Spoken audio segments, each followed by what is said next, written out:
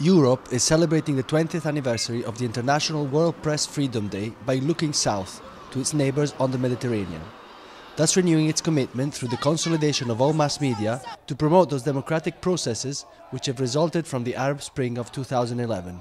Training and protection of journalists and bloggers, the combat of impunity of crimes against press freedom and online safety. These are the guidelines of the European Union, committed in several projects, initiatives and awards that aim on the whole to improve the technical and cultural tools in the hands of journalists, thus enhancing democracy and strengthening the relations and interactions between the different shores of the Mediterranean. I'm thinking the people who read the media, to listen to the radio and follow you on Twitter and social media. I think they need to hear the voice of encouraged change, and they also need to have a non-bureaucratic, non-political script to understand what is happening, both in terms of opportunities, but I think also fairly enough to share the risks, not to jack up hopes too high with false promises, but trying just to get the media, get the journalist voice, get a journalist eye. A goal that the EU promotes through a regional multi-annual communications programme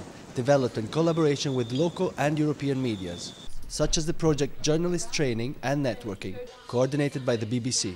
One of the strands is learning about how the EU works, what its policies are, how they affect their country, so that's a very important element.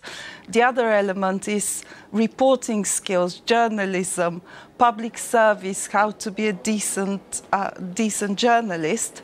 And of course, we mustn't forget also the training for the managers, which is also very important, and how to sustain decent values. Another important aspect is youth training, a priority goal in the Youth Arab Voices programme, run by the British Council. This project started just after the Tunisian revolution, and it aims to implement the culture of debate in Tunisia, which is something that we didn't have during the Ben Ali regime. So we have been working with NGO, high schools and universities all over the country, and it's the same model duplicated in Algeria, Morocco, Libya, Egypt and Jordan. And even where war is still part of daily life, as in Syria, journalists and media have nevertheless regained a central role in society. I think what is happening is that it's a revolution on so many levels.